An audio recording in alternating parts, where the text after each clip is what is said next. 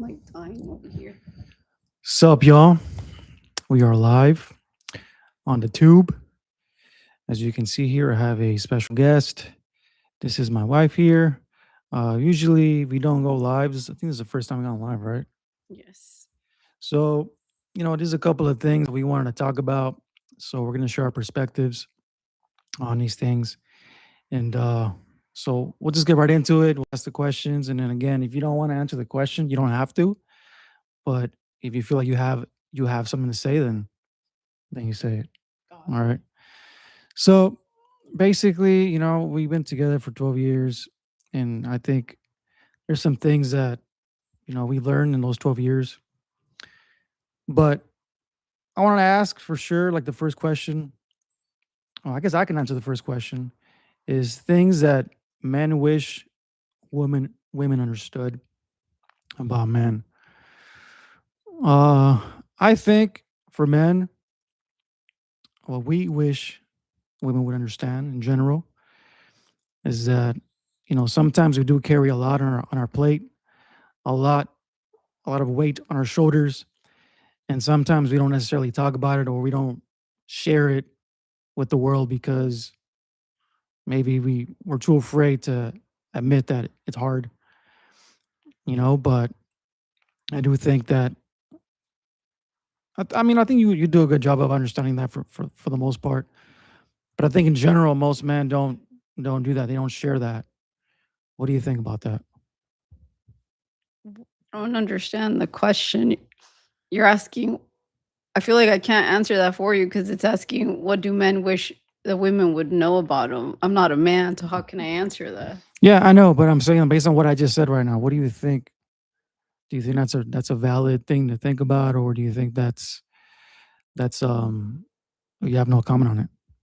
I think regardless, both are going to carry a lot because we live in a time where everything's so fast paced. I mean, especially if you live in Southern Cali, it's fast paced. It's all about hustling, making money. So there's not going to be enough taken off your plate, especially like people like us who we do everything on our own. Like I don't have like babysitter. I don't have like family to really help out.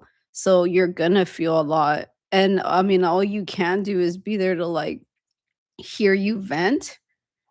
And if I can solve something for you or help you, I can. But there might be times that all I can do is lend you my ear to hear you out. I don't like there I can put myself in other people's shoes because I don't have that community. We depend on each other to make this family function. So I wish I could say, like, hey, it's going to be easy. It's not. Like, there's always a lot on our plate because we're juggling work, we're juggling, you know, being around our kid. I'm a dog person as well. So I have to also take care of her need. So it's never going to be easy on both of us. So all I can do is provide hearing you out and, if possible, solve it for you or help you out. All right. I mean, that's pretty fair. Um, Something else I would probably say. I mean, I think for the most part, I don't really share my emotions with you. Right? I would say like my hardships. I try not to do that because I think you carry a lot of emotions on your plate. With things you've struggled with. So for me, I try not to share my hardships with you because I feel like if I do, it's just putting more on your plate, and I don't want to put that burden on you. So sometimes I will just like swallow it. I'll just, you know, deal with it. For example, I have a medical condition and sometimes that's a lot to deal with. So, I see how it hurts you when I go through it and you do definitely step up when I'm going through that. And I see how that affects you. So, I don't want to um burden you with more stuff if I'm going through something personal, like I think for the most part, I don't hide it, but I face it and I just say I just gotta deal with it and then that's it. But I would say for the most part you do a good job of understanding. Like you're pretty good at seeing when I'm going through something, even if I don't tell you, you know? What do you think about that? I think it works in both ways. Like whenever one of us is sick, the other one steps up and vice versa. And when we're not sick, like we try to do our best to like split the whatever the duties are as, half. So it's not like overwhelming for one person or the other. Like I'm not here to say like I don't receive help from family because I'm not saying that they wouldn't help. It's just they're not close enough to help. So I think, like, for us, like, we don't really get to catch breaks, like, I'm not bashing on other people, but, like, there's people who have it so easy where, like, the mom might live across the street or you live with your parents, so you have that accessibility of your parents helping you pick up your kids, blah, blah, blah. Like, we don't have that, and I think, like, that adds, like, all this extra pressure of running around to work, picking up your kids, and also cooking while still being on the clock, and I think that we do a really good job at managing it by ourselves, but that doesn't mean that I don't crash and burn. I crash and burn a lot. So I think that we do our best to like split those duties so we're not adding more because we're already regardless, we're already burnt out. Well, at least I'm speaking for myself. I'm severely burned out, but I try my best to split the roles so I'm not adding more to your plate. But if we're sick, like I don't really feel like we nag. We just like assume, "Hey, let me step up and help you here so you can rest and not feel guilty for resting." I don't feel like I mean, I will bitch because I that's just me. I nag by nature, and I'm not gonna apologize for that. Like, that's just who I am. I'll nag about it, but I'll still get it done. And I think sometimes you confuse that for like, "Oh my god, why are you getting sick? Because now you're adding more to me." But I'm like, I've been this way since I was a kid. I nag, but I still get it done, and that's people confuse it sometimes for like, nagging is just like, "Oh, you're just like those negative people." I'm like, "No, it's my form of venting," but society sees it as wrong. Like, I still think nagging is a form of venting, but I know society sees it as like, you're just nagging, right? Well, I think women in general are just more emotional. Like they're I've learned in the 12 years, and I think so more recently that, I have to know how to manage those emotions that you have. And I don't always do the best at that because sometimes I am overwhelmed with my own stuff, like I said. But I think I make the attempts to say, okay, she's going through something, I gotta be a little more compassionate. And again, I don't always do my best. I mean, I'm not I'll admit it when I don't. But I think that now that I'm getting older, I'm understanding that okay, you're going through something and I just have to like you said, you're not nagging, you're processing your emotions. And I think as a man, you gotta be able to handle that, to be able to navigate that. And your role as a man is to, listen to that and then try to, you know, what's the word I'm like? Not validation. You're looking for reassurance, right? That should be our role. We should be the rock. And that's what I'm trying to do every day, as a man. All right. So we're gonna go to the next topic. And now it's what's one thing that women wish we understood? I think well, for me, I get annoyed when I always hear like, "Oh, a woman's just emotional." That's annoying. I'm like, everybody has different emotions, right? Like, there's no just happy. I'm like, you're choosing to swallow. That's not my problem if you want to swallow it. I like to express what I feel because it helps me get it out and helps me like I guess like manage my anxiety better and how to like handle stress so I can let go and not have it linger for so long. So I think I wish men understood more like when a woman is taking on so much. And I know like sometimes you hate when I even say like, "Well, I'm taking on so much on my own," but like I'm not saying you don't help, but at the end of the day, it's like the mom, not in all cases because there are moms that really are absent, but it just feels like the mom always has to do way more. And like a dad doesn't want to hear that, but that's the truth. And I'm not gonna sugarcoat it, like a mom just does more. And so I wish men sometimes would kind of like give a space to feel comfortable enough to like just break down if you need to break down and then be like, "All right, you broke down. Now let me help you get up and, you know, get you to a better place." I think sometimes men lack giving women a safe platform to really break down. It feels like when you're a mom, you can't even afford a fucking sick day, yet alone as a mom, you have a schedule, and if anywhere in that schedule you fucking slow down or break down, now you're messing up somebody's, you know, something in someone's agenda. So, I wish there was more room for us to be able to break down if we had to. That's fair. I mean, and I'll take accountability again for not doing that early in the relationship. I think, I didn't have the best examples when it came to, and I'm not shitting on my dad. I mean, my dad did his best. He had his dad, and his dad is, my grandfather didn't have his dad around. And I think, what I experienced as a man and my dad, he did the same thing. He didn't show his emotions, and he didn't. And every time there was some kind of emotional like expression, he just kind of said, "Just deal with it." So I learned how to process emotions like that very, very young. So when you were going through your postpartum depression, when we had our first kid, it's not that I didn't want to help. I didn't know how to.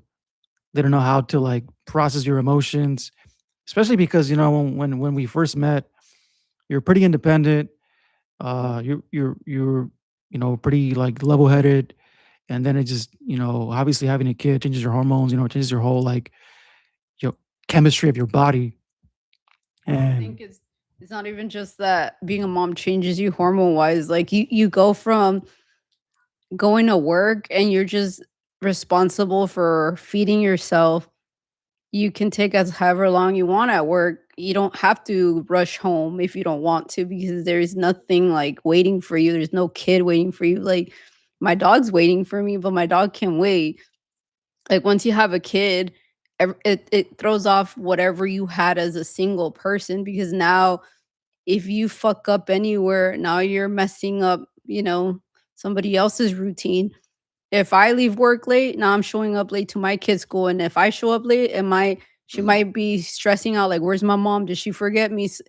And then now because of that, I might start cooking lunch late. So there's like a domino effect that if somewhere in there you fuck up, you don't have that when you're by yourself without kids. And I think a lot of people think like, "Oh, when you're a mom, it's just your hormones are all over the place." I'm like, "They can be all over the place even without kids." I think it's more than that. Like, once you become a mom, it becomes to the point where your day is more of an agenda versus going with the flow. And people always say, "Oh, just go with the flow so you're not stressed." I'm like, "That's not how it works. When you're a mom, you have to have an agenda." And sometimes it can feel like from this minute to this minute, you're doing this, from this minute to that. And if somewhere in there you fuck up, now everything's backed up. And I think that's where it hits you if you're a first time mom because you're like, what the fuck? I went from, taking my sweet time, getting home from work, sleeping if I want to sleep when I come home from work. Now you don't. So it really throws off all everything. Like it really throws off your emotional and your mental state. It's not something you can easily. And I think for other women, the transition might be a little easier because what if you live with your mom? Your mom might be like, "Hey, go take a nap while I take care of your kid." Or what if your mom lives down the street and you're like, "Hey, can you watch them while I go out with my friends on a Saturday or whatever?" So I think like there's little things like that that we might not have. So there's a little more of like us being on what you call autopilot mode. So it's always like go, go, go. And then the moment you're not on go, go, go, your body's like, what the fuck's going on? And I don't know how to process that. When I slow down, my body freaks out. I think for you too, like because like you said, you were so used to just taking care of your own needs, and then a kid does change that, and they do require a lot of attention. And I think you had a hard time adjusting to that for the most part. For me, I think I've always adjusted well to change. So although it was not easy to, have a kid and just deal with all the changes, um, it didn't hit me as hard, right? Because I was able to, adjust to the changes. But I mean, I think what you said is fair. I mean, it's reasonable. I mean, you do take on a lot. I will definitely admit that you are taking on a lot of like you sacrifice your schedule, to be able to watch our kid. Like for the most part, you've been the one who's watched her the last couple of years, and I've been the one that's Well, and mind you guys, I work a full-time job like most people. And not only do I work a full-time job, I manage over 12 programs where I work, and I still turn in my work on time, and I still pick up my daughter from school, which is almost 40 minutes away from my job, and I still pick her up on time, still make lunch for her, all this shit. I still am able to attend all my meetings on time, so you bet your ass that my days are very, like, minute to minute. Sometimes can't even afford to fucking say hi to a mom because if I say hi to you, I'm gonna be late to make lunch to my daughter and be late to my Zoom meeting. So while I am blessed that my job's flexible, it's a lot to take on, and at some point, your body's like, "Fuck." It's like running a car on no fuel, right? Like, if it's gonna fucking turn off. And so I wish there was, like, a solution like, "Oh, it's gonna get better." I don't know if it is. Um, it I is just gonna get better. I just do my best uh, to just, take on each day as happy as I can. Doesn't mean that I do all the time. But all I'm saying is, if you don't have to exert yourself to these lengths, don't do it. I have to because I don't have family nearby. I'm not saying that it's my family's job to help me, but like I think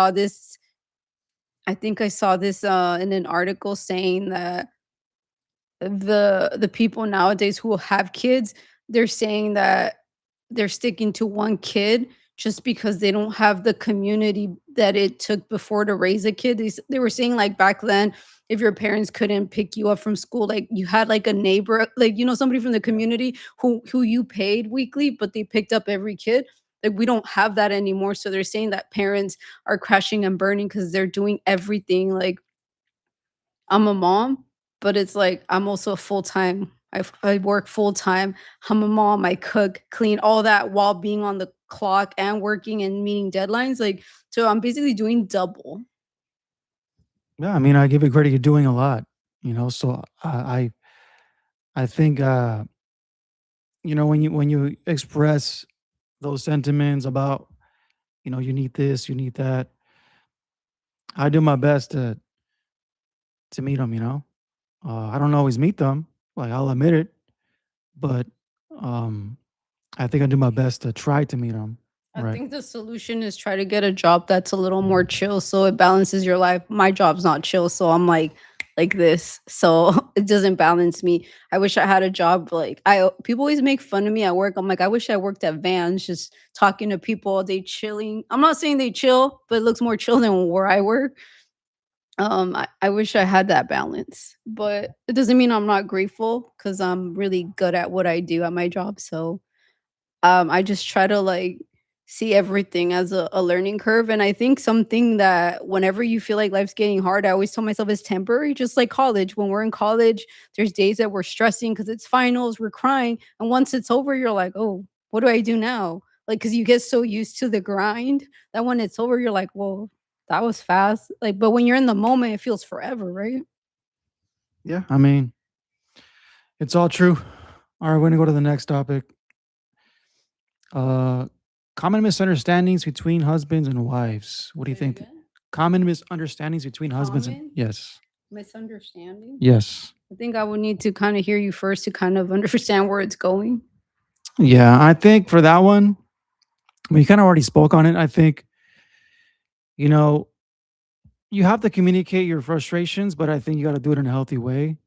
And again, that's a learning process. Um, I think early on in the relationship, I would get easily triggered, and I didn't communicate my frustrations, in the best way possible. Um, and I think, again, now that I'm getting older and realizing how you want to be communicated to, again, I don't always do this. I fall short, I'll admit it, but I'm aware of it now, and I try to to meet that.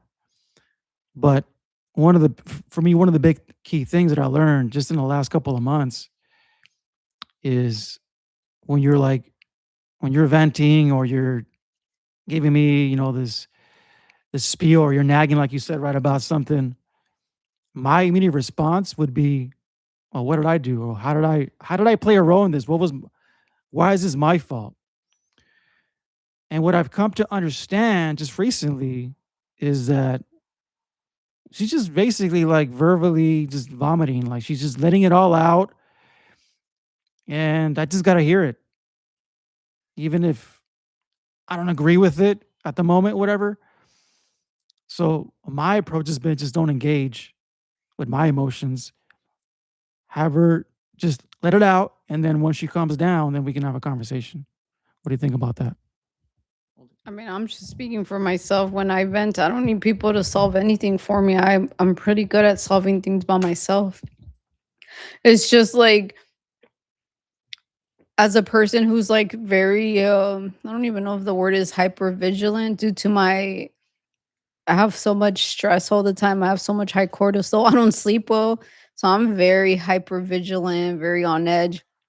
So when I'm venting, I have to get it out because as a person who's always so stressed and anxious, I get ruminating thoughts.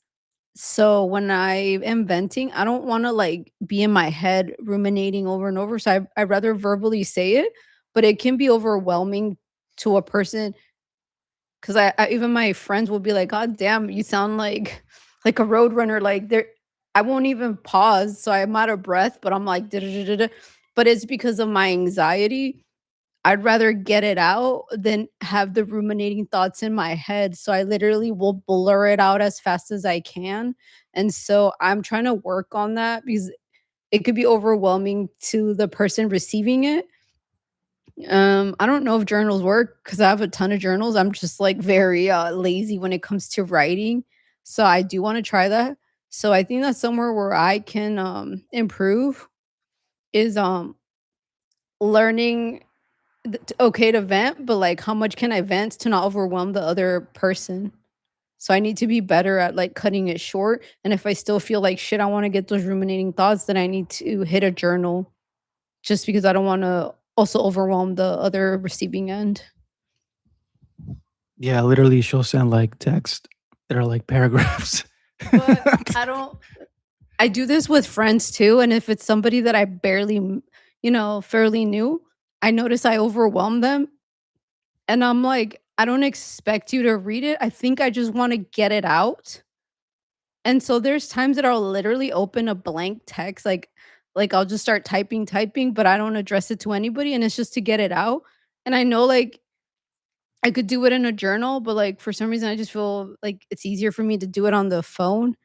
But like I'll even tell my friends like I don't need you to answer because there's times that they're like, "Hey, can I answer you later? Because this is a lot." But I and deep down, I don't really not that I don't care. I don't expect you to answer because I would be overwhelmed because like there was only one friend that matched me. He literally would answer every fucking paragraph I would send him, and I felt overwhelmed with all his answers. But I would be a hypocrite to be like, "Hey, you're overwhelming me." He's gonna be like, "Well, you fucking sent all this shit first." So my point is, I just do it to vent, but I don't expect that person to answer. So maybe that's what I need to do, like, tell that person, like, "Hey, I don't expect you to, like, respond to me, it's just, like, I just want you to hear it out." But I am trying to get better because, I don't wanna overwhelm people. Well, there are times where you do that, but then you're like, "Are you even listening?" Or are you like, you start to quiz me and be like, "What did I just say?" So it is kind of hard to, I guess, to find that balance. But I think because I'm so used to doing a lot of things at once, and I'm able to pay attention to what you're saying, but I'm also doing something else. You're But not a good listener. I am a good No, you're listener. not. You're actually not. I'm able to listen to both things while I'm doing something else. And I think what you need is like my full attention. But that's not the definition of an active listener. Saying an active listener gives that person their undivided attention. But the thing is that that's not how I listen though. I listen by doing something. And I think that's also been like a common misconception that I don't listen, but like I could be walking, doing something else, and I'm listening. But for you, that's a trigger because you want me to stand there, give you eye contact, undivided attention to validate that I'm listening to you. Well, why would I be chasing you? Well, I understand that when That's I'm also annoying because you're literally standing in front of me talking, and then like the combo's not even over, and you just start walking away. Like I'm not gonna shout across either.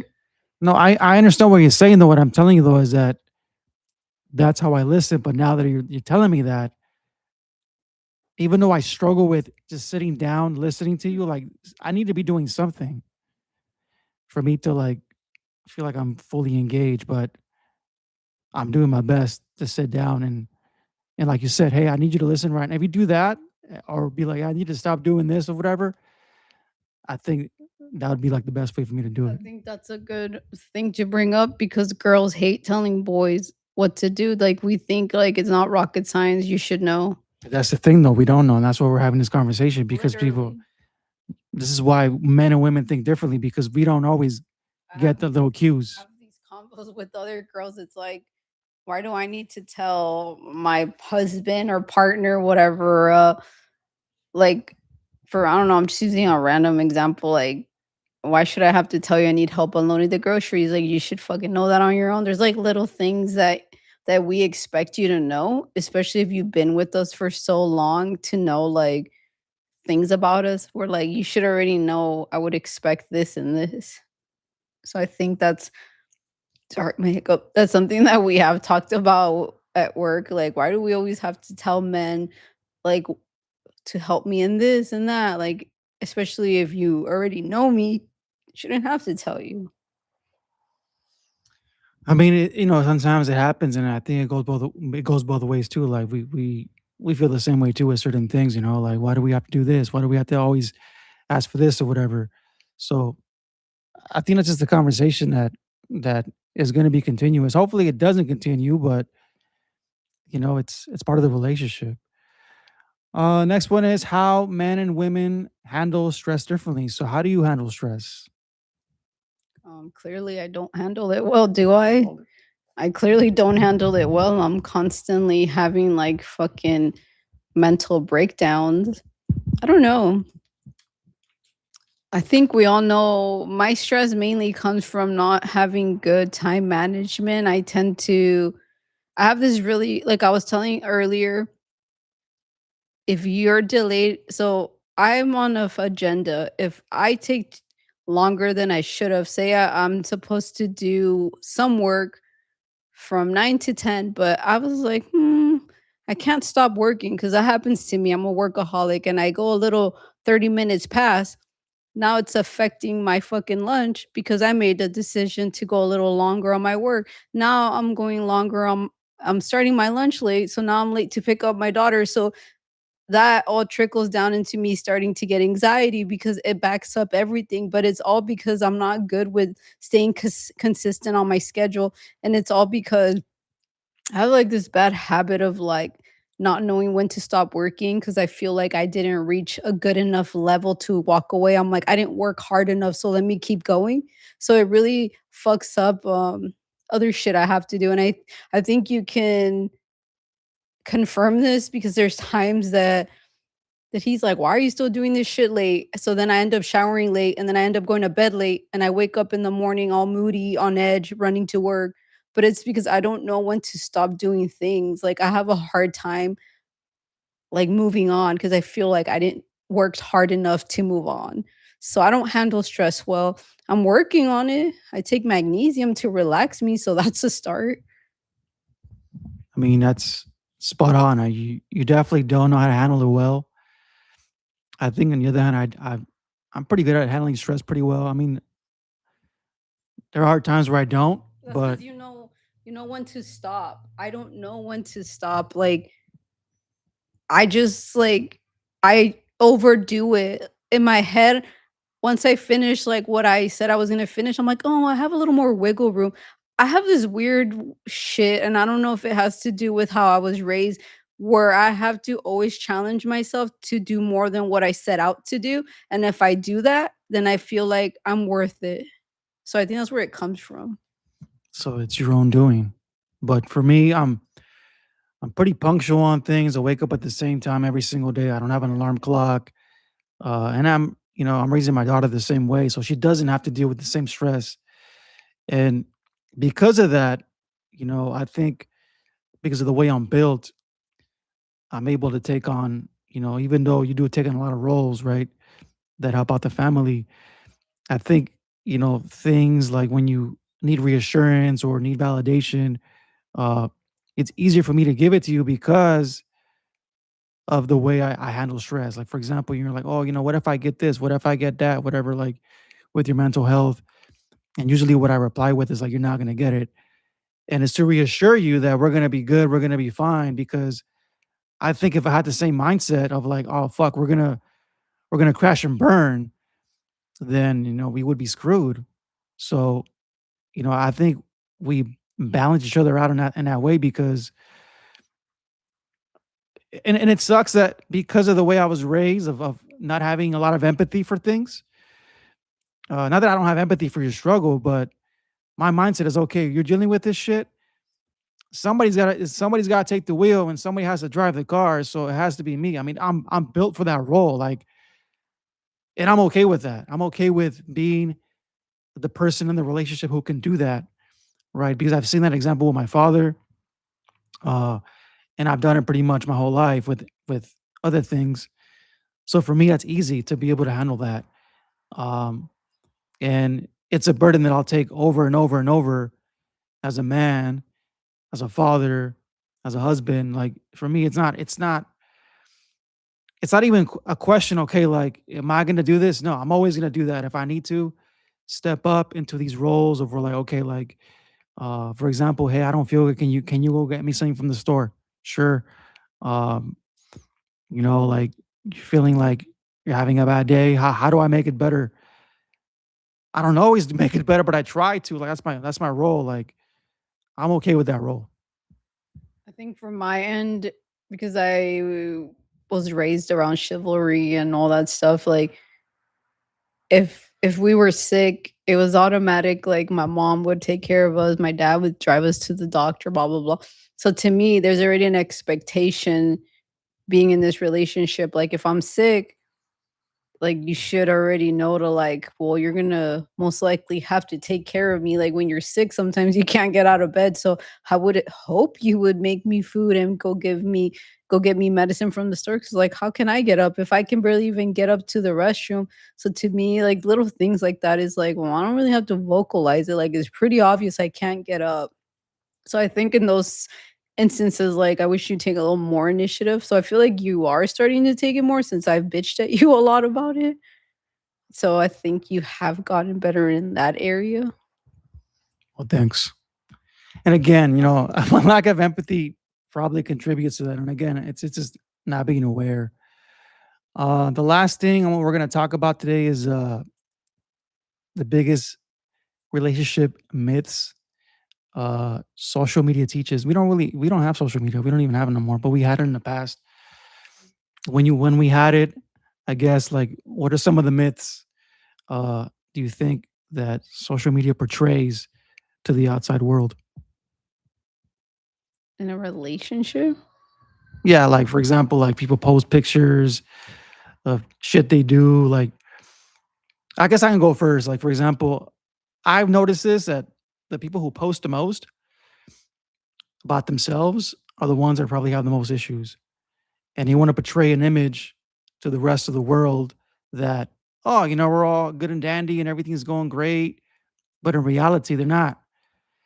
And for you, you've never really posted, even when you have social media, you never really posted. So I think for that, like, you've always been pretty consistent about that. Um, I would post a lot more when I had it, but like towards the end, I stopped doing it because I made that realization that you don't need to, put out your relationship out there like that, or like, or your, like, you could take a picture. It doesn't have to be posted. You just have it on your phone. I mean, I'm like the most anti I fucking work as a data analyst. So the last thing I want to do is be on a fucking gadget. And that's just me being honest. and maybe my phone because I don't really text people either. I'm pretty like I have a really closed, a really like small community of friends. I don't really talk to many people. I mean, I don't want to sound rude, but like I've always said it like regardless if you're in a relationship or not, like people always want to put pictures to get validated for their beauty. And I think like I reached a point when I was young that I changed my ideology of what beauty is. Like I always tell people, to me, beauty isn't like physical traits. To me, beauty is like what makes up like your values, beliefs, manners, like all that shit combined together. That platform is to me what makes somebody beautiful. So because I started to understand that definition when I was in my late 20s, after that, I didn't feel any need to post pictures of me, like, at the gym showing my ass or whatever. I never did that to begin with, but I see that a lot. So once I was in my late 20s, like, I understood that that's what I wanted beauty to represent. So after that, I didn't give a shit to post pictures because I know when for sure when I was young, I got so happy if I put a picture and people were like, "Oh, you're pretty, you're this and that." And it's like the more and more, comments I got and likes, if to me, it felt like, "Oh, I made it." But, like, as I got older, like, my definition changed, and I'm not even sure what made me, you know, change my definition. Maybe it's my childhood, I don't know. I'm older now, so I don't remember what made me change what my view on beauty was, but all I know is once I did that, I didn't care to post on social media because 'cause I'm being real. I only probably cared to be on social media for 2 reasons. In my early 20s was to get validated that I was pretty enough, and in my late 20s, it was just to keep in touch with family that I had that weren't maybe in the US, that's it. But after I got older, I was just like, well, beauty to me is more manners, more values, this and that. So I didn't feel the need to put pictures and I didn't care anymore to keep up with family because it's one of those two-sided, like you can't be the only one pouring in a cup. So I think that's why I don't post anymore or keep up with family because to me, I'm like, I can't be the one always making the effort. So I think that's why I don't care about social media. And I think that's all. I don't care if people think that I'm wrong. I genuinely think people who post pictures, it's just you want to be validated. The more likes you get, the more fucking comments of like on your looks or maybe thumbs up, you feel like, all right, I'm validated enough. And I don't know why. Maybe you need to restructure what validation means to you because validation should be more like to boost up your morale. Like you shouldn't have to boost it through physical, right?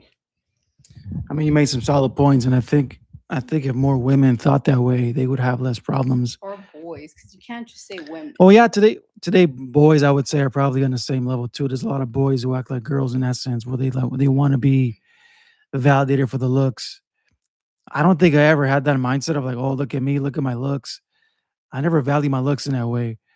I think for me, it was always about respect, and I think because of the way I grew up, that was more important than anything, right? So like, it was never about, oh, look at my looks. Um, but you're definitely on point, and I say women in general because there's more women, I would say, that do that, like you said, the ass pictures, "Oh, look at me," like, or even when they're doing, like, a stupid, like, "Oh, I'm gonna do something that has nothing to do with what I'm talking about, but I have, like, this sexy outfit," and you're like, why are you wearing that?" But I think I see that a lot. I mean, well, not anymore because I haven't had social media in years. Like you see somebody who's in a relationship, whether it's boyfriend or they're married, and they have like pictures of them like with their boobs out or their ass out. And the more likes you get, the more happy you get. But I'm like, if you're happy with your partner, why does it matter if other people are telling you you're pretty? Because even if your partner's not telling you you're pretty, like you need to have that love for yourself. Like I love myself enough. Like I know you tell me all the time, but even if you didn't tell me, like I know my worth. But like I don't put my worth in my physical looks. I put my worth in my like like value, like how my parents raised me. Like that's what I put. my value and all that crap. So I don't know. I always so that's why to me it clicks, right? Like all you care is to be validated by people. Like even if say you are happy with your boyfriend or significant other, you still want the world to be telling you, "Oh, you're pretty, you're this and that," because you don't believe it in yourself. So you need people to tell you to believe it, right? Yeah, if you're insecure, if you're looking for that external validation, and I think, when you don't set those boundaries is when you have issues, in your relationship. Because if you do that, especially as a woman, I think you're inviting more, because men are always going to cross boundaries. I mean, women do too, but I think men are just more daring when it comes to that. So when you do that, you're inviting other people into your relationship, and then you bring problems that you don't want to have. So I would say that you're spot on that. But I had this conversation with the coworker. Some people never reach that level to mature because I thought that everybody at some point went from like fuckboy party face to oh now you're exploring more about like spirituality, maybe like more about like your own mental well-being, blah blah blah. Because I feel like once I hit my 30s, I started exploring that side. But then, like, one of my coworkers was like, "You actually were lucky you even hit that." He's like, "There's people that will never hit that in their life." And I'm like, "What do you mean?" Like, I thought that we all hit that at some point in our 30s. He's like, "No." He's like, Don't you see fucking men in their 40s, 50s, like, who can't even take care of their kids, always partying?" He's like, "Not everybody reaches this level where there's a spark in you to, like, start exploring more on, like, like what makes you truly happy as a whole. Like a lot of people don't take the chance to take that journey and maybe because they hate putting in the work. I thought we all went through that in our 30s, but I guess some people don't reach that and that is sad. Like I don't know how I got there, but I did. Well, I think being a mom and also like going through your your mental health, um, I guess crisis, if you want to call it that, you did a lot of self-reflecting, within yourself, looking at your traumas, things that happened to you. I think it made you realize what's more important. And I know for sure I've definitely have contributed to a lot of the validation physically. And I think you've asked for like, well, yeah, I know that, but I want more like validation about what I do, not just how I look. And, again, just in the last couple of years, I've been learning that too about what you really want in the relationship. And for me, like, growing up, that's what I thought, girls needed. So like that's what I learned was the most important thing too. But, being together with you for so long and learning and relearning and unlearning and all those things, you you basically, the way I see it is like you get to be with this person over and over again in different ways. And some things you're gonna like, some things you're not gonna like, and you have to talk about it and see if it's worth continuing. It's like you renew a contract essentially, and you realize, okay, well, this is what I want, this is what I don't want. So the combos have to keep happening because if they don't happen, then this is when resentment grows and people grow apart. And I think you and I do a good job of like talking about it. At least we try to. Yeah. Sorry, I'm like too focused on why my hair looks so puffy today. Really talking about looks, and I look at your hair. No, that's not my face. I care more about my hair than I do my I face. still like I hair. don't like my hair being puffy, so I hate humidity. Um, I mean, I guess that's just how it is, right? Like once you've been with somebody and you keep adding kids, you keep expanding family, the dynamic shifts. So you got to put in work. It's not like it's just the spark's just gonna be there nonstop. Like if people believe that, they're fucking liars. The spark isn't there nonstop. It's just like a hobby we might have had in fucking middle school. We might not have it now. Like that's just common sense. Well, I'm just correlating it to that. So I don't know. You have to put in work. That's just how life is. I don't know how else to word it. You have to put in work.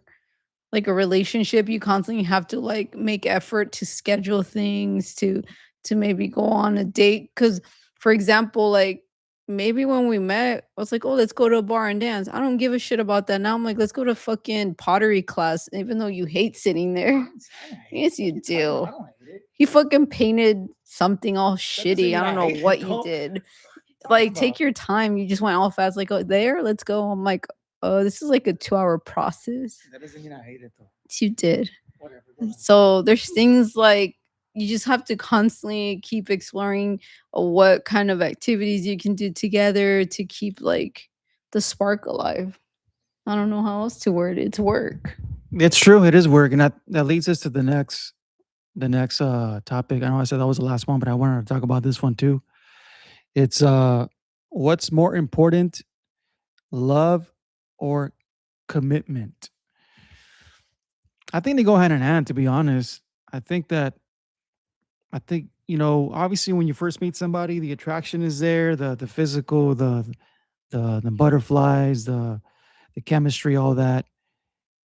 That's what leads you to be with somebody. I didn't know there were comments on this. Yeah, we've been getting comments the whole time. You have fans now. I don't have glasses, so I can't see far right You're now. blind. I'm blind. um, but I think that's what attracts somebody to you, right? And then eventually those things will, fade in and out. So what do you do to continue the relationship? And that's where love transcends into commitment. Love is not just a feeling, it's an action, in my opinion. So you have to actively love somebody through the relationship if you want to commit to that person, if you want to stay with that person. And I think this is where a lot of couples fail is that you get to a point. It's all about looks for some Well, people. yes, true, That's right? why they fucking lust for fucking women on Instagram with their boobs out. There you go. My dad. Really? You fucking put him on blast like that? Oh, my dad. Wow. No comment on that one. Um, what I was gonna say again is, you get to a level of uh of like what do I want with this person? Do I want to keep being with them?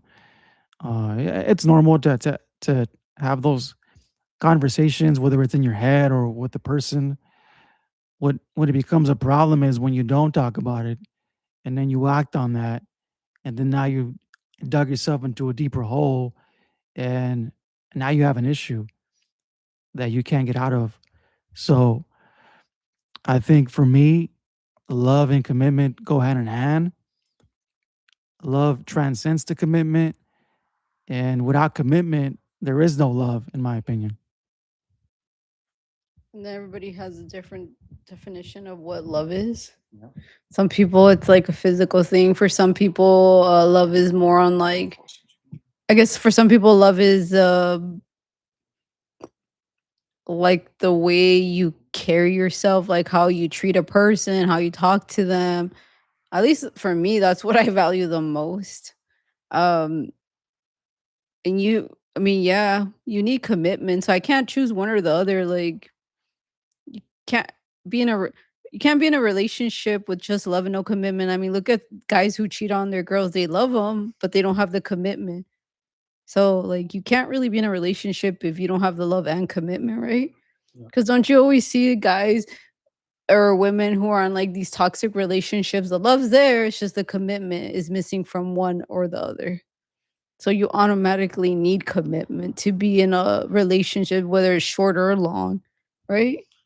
I'm gonna be really honest about that comment right there Which one? about the whole cheating thing. Right? There is men who do that, and the reality Or is, women. yeah. I I'm mean, just saying. oh, I'm gonna speak from the men's perspective. I don't know why women do it. Maybe you can talk about that, right? But this is why I think men do it. You talked about the physical part, right? How men probably 9 times out of 10, I'm gonna say that men will get with a woman because they like them physically. Most men are not gonna approach a woman that they don't find attractive physically. So what happens is that a lot of these men, they get with these women, and then time changes, their bodies, their faces, and what happens? They go out and look for it somewhere else because their woman looked a certain way 10 years ago, and now maybe the But it inter- might not even just be that though. Hold on, let me finish what I'm gonna say, and I'll let you talk. What are you gonna say? Give me a second. So what happens is that these guys will do that, and then they go out and look for something else, and they're not fulfilled in their life sexually. That's just the truth. So they start to look at other women in that way. Like you said, they still love their wives, right? Like the emotions are still there, but they're no longer sexually attracted to their wives because they put on weight, maybe they just don't find them physically attractive anymore, right? And if you're doing that, you're not with the right person. And it's fucked up because that person doesn't know that. So you as a man have to be honest. If you're only getting with this person for the physical, that shit is it's gonna go away eventually, right? So it has to be beyond that. Yes, is it important? For me, evidently it is, right? But it's beyond that. And I think the men who do that are doing it because that's all they care about. And if there's no substance in the relationship, they're just gonna keep doing that over and over. I don't agree. Let me tell you why. From a woman's perspective, when you are dating, it's just you and that one person. So you have all the time to give that person all your fucking undivided attention, go on dates, do all this shit.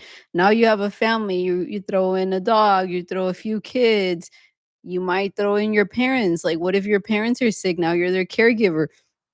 As a woman, now you're fucking scrambling to make time for everybody. Somehow you gotta give your undivided attention to your partner, somehow to all your kids, attending all their shit, somehow having attending your dog's needs. If your parents' caregivers, having to take care of them.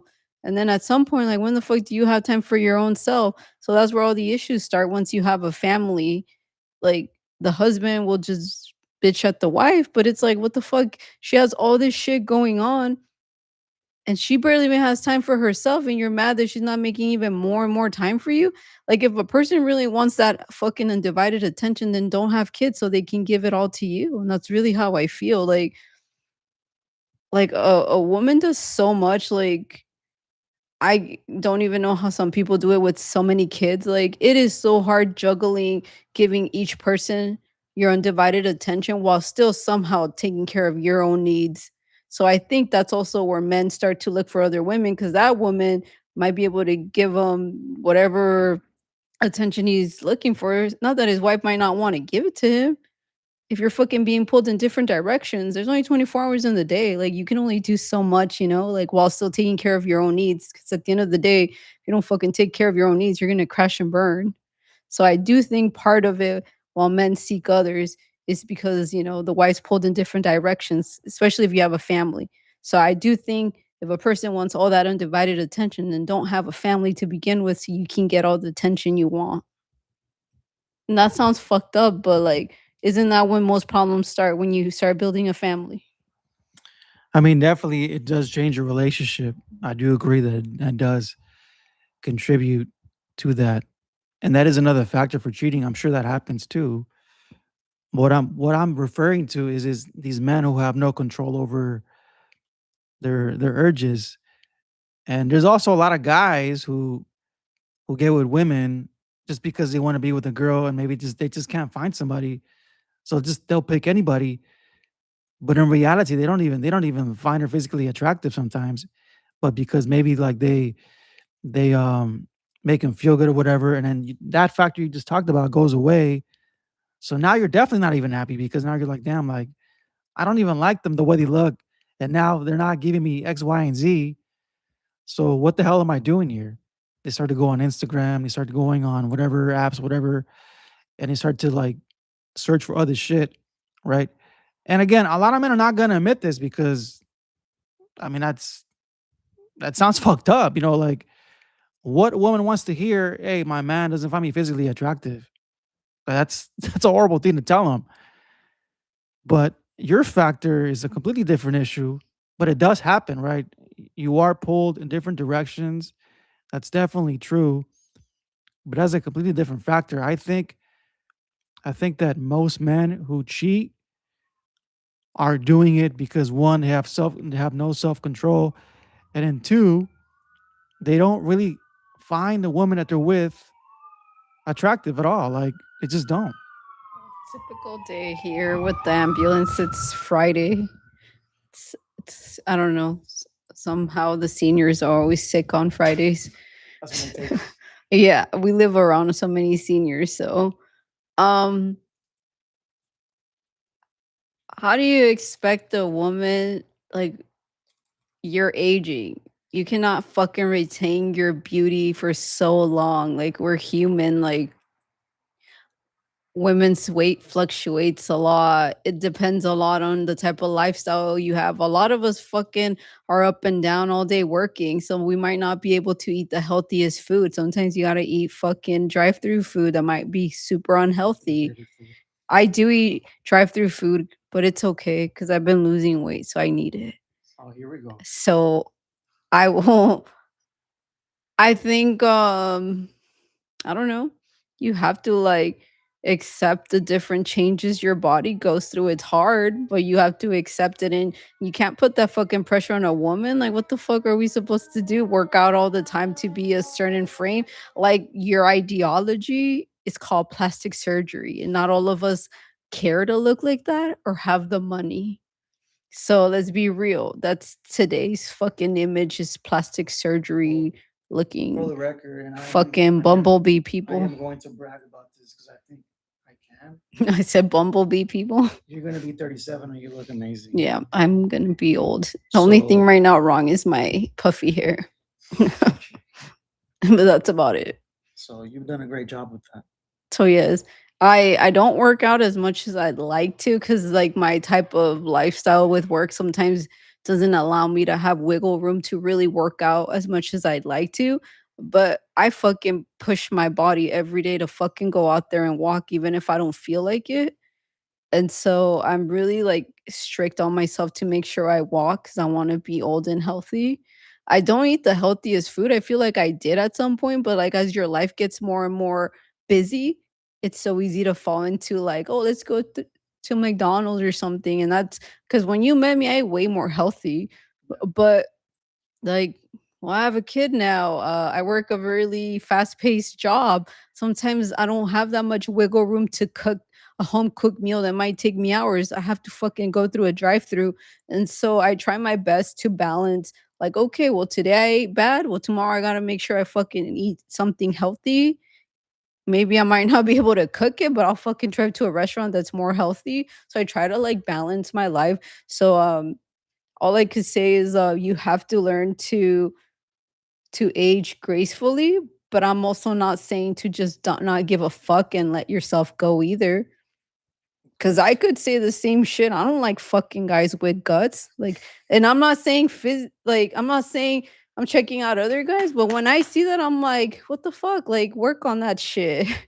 And I'll it's work on it. because like I don't think you should also like give zero shits and let yourself go. I'm not saying you have to fucking be a That's why I go to the twig. gym. I'm just saying, like, you have to care somewhat and not for your physical look, but I always say you gotta care somewhat so you can fucking grow older and as healthy as you can. And I don't know if a beer gut is healthy. Unless you have backed up shit, then that's different. But if it's like a beer gut, cut that shit.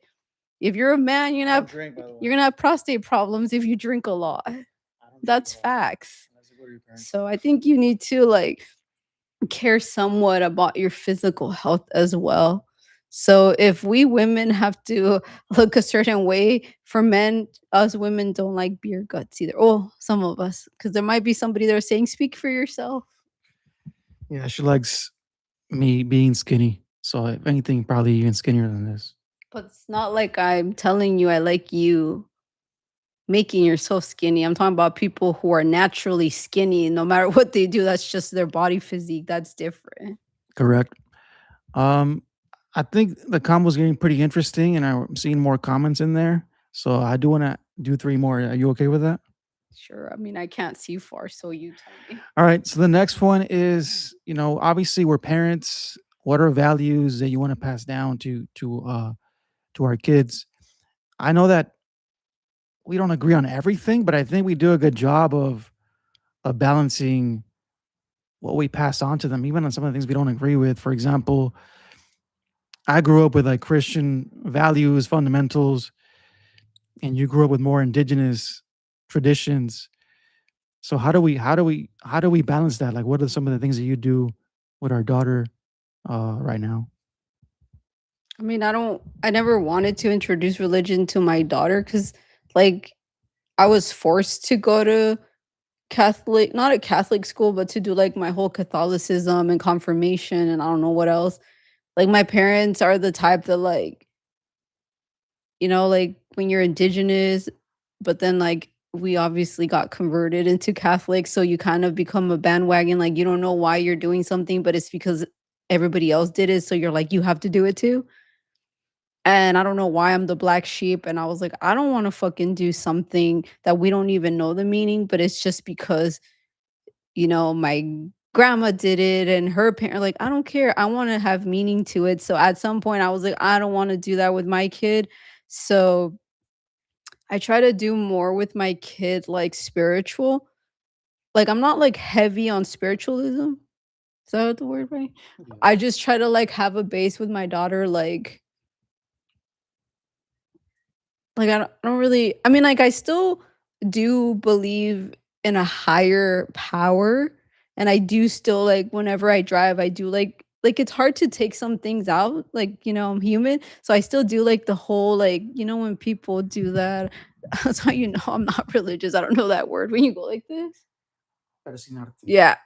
I do that, and that's something that was taught to my daughter, and I'm always telling her, like, "Hey, when you're feeling bad, just tell that higher person like, "Hey, help me ground myself." And I've taught her like how to do certain like meditation when she's feeling overwhelmed at school and things like that.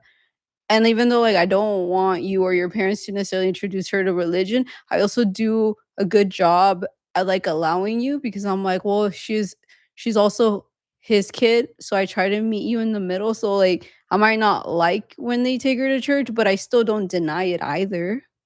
Like, I still allow your parents or you to take her, like, when you took her to that Ash Wednesday thing, Mhm, I didn't go. mhm. You did offer me to go, but I didn't really feel like going because 'cause I'm also the type that, like, I don't like to be a hypocrite and go get it just because like, "Oh, everybody does it." I genuinely wanna do it because I believe in it, but I still allowed you to take her. I wasn't like, "Oh, no, don't take her." Like, I try to meet you in the middle. And the reason being, like, I don't have an issue, my daughter likes religion. I just want it to be naturally, like, something she wants to do versus to me, it was like, "No, you gotta do this and that." I don't want that for her. So I try to meet you in the middle all the time. Yeah, and like I said, I grew up with pretty strong Catholic Christian fundamentals, and the reason why I decided to introduce that, knowing that you're not Christian, knowing that you're not religious, is because of how it helped me out. It's to me like God is hope.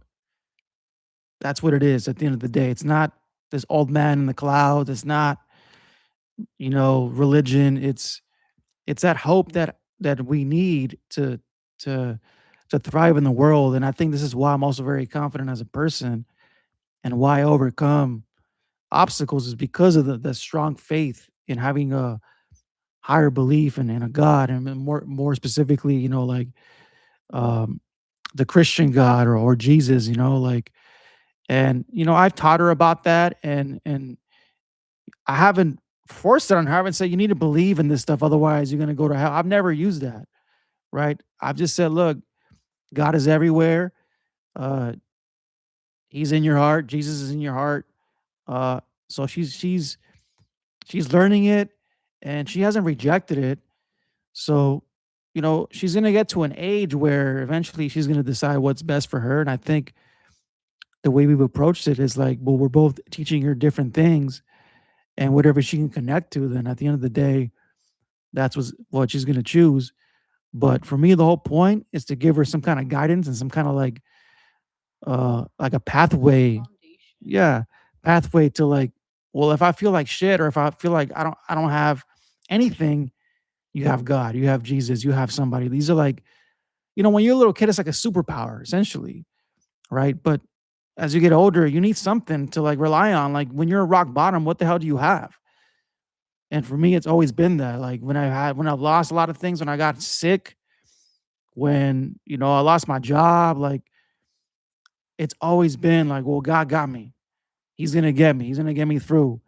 So I don't worry about shit because of that. I'm able to seek a higher being and seek and again specifically, the Christian God, and it's what gets me through. And even though you are not religious, right? Even like when you're going through a hard time, I'm like, you know what? He's gonna get us. We'll be okay. And you'll be like, okay, like you kind of submit to it to some extent.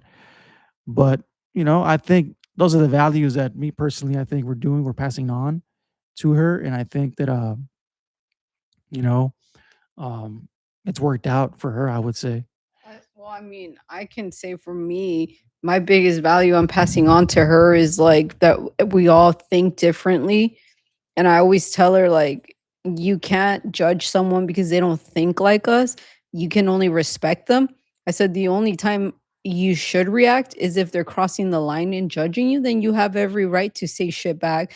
But I always tell her, like, everybody is raised differently, whether what you believe in or manners. Like we see that in school. I'm like, you can't judge someone for what they believe in, and they can't judge us either for what we believe in. I'm like, so don't say shit to them, make them feel bad because they don't believe whatever we believe in. So I do show her that she has to respect the different mindsets out there. But I do say, like, unless somebody does disrespect you, then that's when you speak up about it. So that I also don't want her to like stay quiet if somebody's disrespecting her on whatever her beliefs are. Well, respect is a big thing for us. I would say probably more for me. I think that's one of the things that even with you, like and you're always like, why are you so like, why do you value respect so much? Because again, because of the way I was raised. Um, but the last thing I wanted to talk about, and will be the last thing for sure, is you know, we've been together for 12 years. And for me, you know, when I met you, right, I remember the first couple of conversations that we had. I remember one thing that you said in particular. You say you're an open book. We were having a conversation. And I remember when you said that, like in my head, I was like, oh, she's going to be my girlfriend. Like we had barely started talking. And I was already thinking that in my head. So that was one of the signs. And I have a video on like what are the signs that you found the right one. But I think that to me is one of the signs because it let me know that you're not somebody who's going to keep secrets or you're going to share your thoughts, even though sometimes these thoughts might be overwhelming or like I might not understand them. But your willingness to communicate your feelings and your emotions and even your frustrations, like I said, I don't always deal with them very well. But the fact that you're still doing it, you're still trying is a sign that you still care and you want to be in it for the long run. And when we started dating, I was like, I don't want to date just to date. Like I want it to be for the long run. And I know that that was probably pretty risky, or like you're probably thinking, I'm only fucking 24. What the hell? Why are you telling me this shit? Like, but for me, that was one of the things that I was looking at for a partner, for a wife, girlfriend, whatever. And for me, that was one of the signs. What do you think the signs are that you've been in, now that you've been in a 12-year relationship? The signs. Yeah, you found the one. I mean, I didn't go into it thinking, "Oh, I'm looking for the one," because I don't have that kind of mindset. To me, it's always like I go into something and explore it and see where it goes. So I think like there we're a little different because to you it was like I'm looking for somebody to settle with. To me, it's like, well, I'm 24. To me, it wasn't just like dating either because I was never the type to just date just cuz. But I also wasn't like, "Oh, I'm looking for the one." To me, I was in that aspect, I am go with the flow, like, see where it goes. But to me, it's more like maybe the fact that you were ready to, like, start something versus, like to me, like, it's a big ick people that party a lot and drink, so I like that you're not into that, because that's, like, a big ick to me. I don't like, the whole party life. At some point, I might grow up, like, the fuck wants to smell vomit breath? So, like, things like that, like, the fact that you'd rather probably, like, read a book or shit like that, because I don't like reading. So things like that, I'm more attracted to intellectual people than to looks or like I hate that whole fucking clubbing shit. So I think that's what I was more attracted to. Is like the fact that you're more into like academics than you are into partying. And then that also led into me knowing, well, okay, well, if he prioritizes these things, it's probably a good sign that he's gonna be a good dad and not be all into like this fucking atmosphere, like, he's gonna prioritize family time and, like, responsible with work. Like, for some people, like, for you is that I was an open book. To me, I'm like, are they fucking responsible financially? Are they fucking not drunk? So, to me, it was more of those things, right? Because like, how can I be with somebody who's fucking lazy and doesn't wanna work, you know? So to me, it was more from that perspective of like, "Oh, there's somebody I could date, and if I move in with them, like, I know I can count on them." Like, I knew that you weren't gonna be somebody that I'm over here like, "Shit, I'm over here struggling to pay the rent because this lazy ass doesn't work or do anything." So, like, I didn't have to ever, stress, and I don't even think you ever have to stress with me because I work hard. You never had to ever rely on like, "Oh, shit, she didn't fucking give me rent or something," you know? I'm really reliable with money as well. So I think that's what I looked for in a guy that attracted me to you, because I feel like everybody else before you was so immature, cared about partying, cared about their image with their friends. Like, it just like I just saw no future. It just felt like all they cared about was to be stagnant in the party boy phase, and I'm like I'm over here going to school, trying to get a career, eventually, like, keep moving up in life, have maybe a family, whether that family was a dog or a kid, whatever, establish something. And I feel like I could find that in you because everybody else was too busy, trying to, like, not grow up. Well, thank you for that. That means a lot. And I think, we both, even though we were still pretty young when we got together. I was 27, you were 24, and you were, new to LA. And I think I did my best to, make you feel like I wasn't gonna be one of those people. And I didn't do it like as an act. Like that's just who I am. Like you said, I don't like to interact in those spaces. I've always been about learning and just getting better as a person. And I even try to teach you things, even though you didn't always like them, right? Yeah. But I at least tried And to. we're very different. Like, he's onto history, I'm not. Unless it's history of rock and roll, I'm, like, all into it. But, like, I don't know. Like, sometimes he's like, "Oh, you don't like this stuff." And I'm like, "Well, that's what makes it a couple interesting when you're both different." Or else wouldn't it be well, maybe to you, I personally think it'd be boring if we both like the same shit because we would never introduce each other to different things. Like, I'm not into history as much as you, but I'll still go to museums with you and stuff. And, like, you don't like rock, but you'll still go with me to rock shows. So I I'm do like, like rock. you wouldn't not the rock I listen to. You never even knew those bands. Well, I still like them though. Like, you would have probably never even gone to those shows if Bro. I wasn't opposite of you. Like, some people nag, like, "Oh, there's not." Like, I always laugh when a person will break up with someone because there's nothing in common, and I'm like, "That is the best thing in life is not having shit in common because it introduces you to new things, shit you wouldn't even do if you guys weren't opposite." That's very true. Very true. It's a blessing. We're pretty opposite in a lot of ways, I would say, and I think that we're polar opposites. We're pretty traditional, I think, in a lot of ways too, and I think that's what makes it work too. Because, like you say, you take on a lot, even though you work, you still do the traditional stuff at home. Like you still cook, you'll clean. Things that a lot of modern women today would just simply will not do. Like they will not. They're like, I'm not gonna feed my man because he can do whatever he needs to do, and I'm a feminist and all that bullshit. I'm just gonna say it. I don't agree with that fucking rhetoric. So you've never been about that. You've always been about like what makes you so special to me is your nurturing spirit that you'll try to at least like try to, to yeah, to help us out, you know? Uh,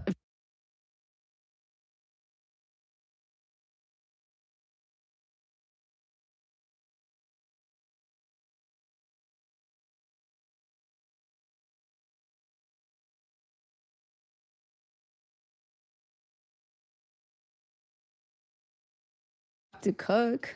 You had it I on am mute. a I'll have it on mute. No, you had it on mute. Don't Oh, touch the part right there. oh, I was just sounding like a mime, my bad. I am a really good cook, and I'm one of those people who like is able to create a meal out of whatever I have. Maybe it wasn't all the ingredients I needed, but I made it work. I do hate cooking, but like my mom would always say the same shit to us as kids. She's like, I don't fucking like cooking either. She's like, but I gotta eat. So she's like, I gotta use my hands. So in that area, I won't bitch because and I think the reason that perspective changed for me, my dog, sorry y'all. It's fine. My perspective changed when I fell into severe depression and anxiety. And when you have really severe depression, there's like a point where you're numb to all type of emotions. And I remember one of the things that my therapist would always tell me, you need to have more gratitude for basic things you have in life. And I would always be like, "What the fuck are you talking about?" And I remember one thing that sounds so dumb, but it was a game changer for me when she said, you have hands to cook. You have feet to drive. You have a nose to smell. She was like, "How would your life look different if you didn't have hands? What if like it was so difficult to cook because you have no hands? What if it was so difficult to drive because you might not have legs and like getting a prosthetic is so expensive and now it's making your life harder." She's like, "There's little things like that you have to value." And I think from there on, I don't bitch about I mean, I might vent, but I don't like it's not a drag for me anymore, like, now I'm just like, "You know what?" Even going down the street, there's, like, this one, like, house that has all these amazing flowers. I get so happy just to walk there and smell and all this shit, because once you hit rock bottom, it makes you feel so grateful for basic things you have. So I think that's why cooking isn't a big deal for me anymore because I thought about it. I was like, "Oh my god, I am so." And the reason I say this is because when I fell in depression, the medication made me not be able to like grab things. Like I would shake uncontrollable from my hands and it made cooking so difficult or even just feeding myself. So I would cry and cry because it wouldn't go away. And so once I was able to regain like full mobility of my hands, it made me so grateful to be able to do basic shit. So I don't know, I think I guess some people like me had to go through rock bottom to be grateful for the stuff that I already have. That's life. That's what happens with life. You go through things and then you just get back up. But it's been over an hour now, almost an hour and 20. We had a lot of comments in here. I'm gonna read some of the comments or what? Sure, because I can't read All right. far. So thank you guys who tuned in. We have a couple of people on here right now, but let's see if I can go back up. Um I can't. Oh no, I'm just gonna read the last couple comments. We just forgot diets. It's harder to be disciplined in a fast-paced world. Convenience is hard. Meditation is prayer are synonymous, and you don't need a church to practice and talk to God. We also have a guardian angel that never leaves us. We can talk to daily. We have lost this practice too in Western society. Church is like going to a sport game when versus watching it from home. And somebody went like this. It must have been something we said. And then he also said rock in Espanol, who cooks and cleans. Oh, Noe's on there. Who cooks and cleans between Yeah. us? We Yeah. take equal You turns. cook most of the time though. I would say. You're not you used to be a good cook and then like Damn, that sucks. over time like your I your cook breakfast. your seasoning is just bad. Well, there you go, guys. That's why I don't cook, and I'll take the L on that. Yeah. Um, yeah, uh, yeah, but I mean, we've had some pretty good engagement. I don't know when we're gonna do this again, but it looks like we got some good people on here. We got some people on here to he's like cooking cereal. Not cooking cereal, y'all. That's not cooking. I honestly don't really eat cereal. Oh, You guys probably do. I yeah. don't even eat Yep. cereal. Yep. But yeah, I mean, again, thanks for coming on. Thanks for doing this with me. I know I always bug you about it. I don't really do this because I think it's just like I'm so tired all day from my job that as I gotten older, I don't apologize for the things I enjoy doing. I love watching Netflix, Likes watching and trash TV. you bug me for it, but I'm like, I'm not gonna apologize because that's my downtime of what I enjoy. Right now, I love Rosario Tijeras. So right now I'm like antsy. I'm like, I'm falling asleep, but I want to watch an episode. She loves her trash TV. I'm just gonna admit it. Only thing we do like watching together is football. So we're looking forward to football season. Maybe we'll do a football podcast when it comes up. Right? You Yep. know how I know I'm a fan? Because we're not even in football season and I fucking watch Charger content every single day at work. I'm with my headphones on listening to like all their Charger videos of their OTAs, whatever, like practices and all this shit. I'm like, I do my best to learn who the new players' numbers are, all this crap. Yeah, she knows. She'll send me like little clips or like little articles about certain players. So she's definitely looking forward to it. She she's ready for the season. I was not a fan of LA Chargers just because I live in LA. I've been a San Diego Chargers fan. Wasn't my fault they came to LA. If it was up to me, I would have preferred them to stay in San Diego, but it is what it is. I cannot stand their ugly baby blue jersey, but it is what it is. Yeah. Um, what else was I gonna say? I know we talked about it. We just kind of like, maybe brought it up a couple times, but I think that you have a lot to share, and I think you have a lot of wisdom, and I think that there's so many things that you can say and do to help people out. And I think this is why I do this, because this is my men's channel, right? And the reason why I brought you on is because I'm trying to showcase or like trying to display like what it looks like. If I'm gonna talk about these things, I think it's important to like showcase what it looks like, because there's a lot of people out there that just they say shit, but they don't have the backing to be able to do that, to be able to say it. But for me, I think it's important for people to see the dynamics, and what a good relationship looks like, what I think it should look like. But I think you yourself, like as an individual, can provide so much, so much wisdom, so much help, and I think sooner or later that's gonna come in one way, shape, or form. You've been a great mom. You've been a great wife. You, uh, it's been, even though it has not been, always up. It's been a good journey, and I'm really happy that, like, for me, these moments of you like just giving me this time makes me really happy. You know how much I love podcasts. You know how much I love to get on here and talk for a long time. So when you get on here and do it with me, it's like I feel like a little kid, who likes to like play with his toys or something. I do my best.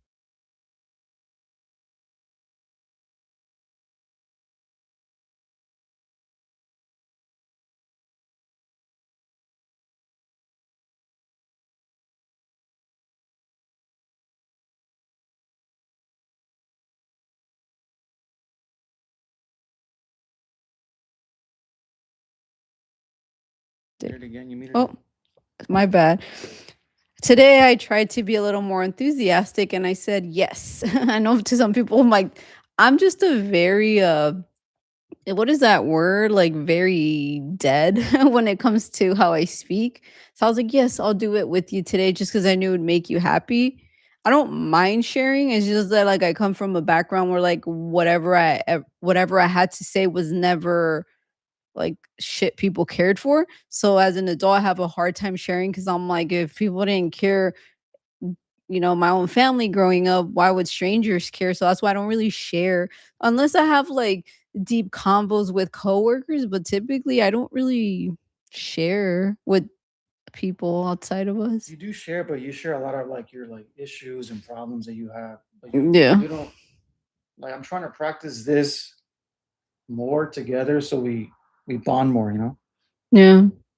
I mean, like, in terms of, like, resources, like, for women's health, I feel like I'm pretty good because 'cause I've been the guinea pig of trying all these fucking I'm really, like, anti-Western meds, so literally my pantry's full of, like, all these vitamins and herbs and whatnot, so there's times that I'm like, "I should go on here and tell women, like, this is what you should take for anxiety. This is what you should take for postpartum. This is what you should take for like UTIs and all this shit. Cause there's things that I'm like, why didn't my doctor tell me? I had to find out on my own. I was able to cure a UTI without fucking antibiotics. Why didn't a doctor tell me they sell that shit at a CVS over the counter? Well, maybe next time we do it, maybe you can that could be the episode. How did you overcome postpartum depression? What are some things you can, you Maybe know, about that. I mean, whatever you want to talk about, you know, I mean, you don't have, it doesn't have to be that, whatever you feel comfortable talking about. But again, thank you for doing this with me. Um, you know, I love it. I love you for doing that. And yeah, that's it. Thank you guys for tuning in and listening into our conversation. It was fun. And you know, thanks again. Anything else you wanted to say? Yeah, maybe y'all can give feedback on like what's a good topic. Cause when he asks me all the time, you want to talk? I'm like, sure. What do you want to say? I don't know. I'm the type that I'm like, you tell me what to talk about. Like, I don't know what to talk about. Like, I have no idea. Like I think if you somebody tells me a topic, I can kind of flow off of it. But if I have to come up with it, I'm just blank. Like I just space out. And I think it's because of I'm on, what do they call that shit? Flight or fight mode most of the time. So I literally can't even think. Sometimes I'm just like, "Duh, duh, duh." So unless y'all tell me, most of the time I don't know what to talk about. Well, I'm not showing her face, but maybe she can let us know. What do you think? What should we talk about? Mexico. There you go. Talk about Mexico. What exactly about All right. Well, y'all, thank you again for doing this. Thank you for coming on and on to the next one, y'all. Peace. Mexico?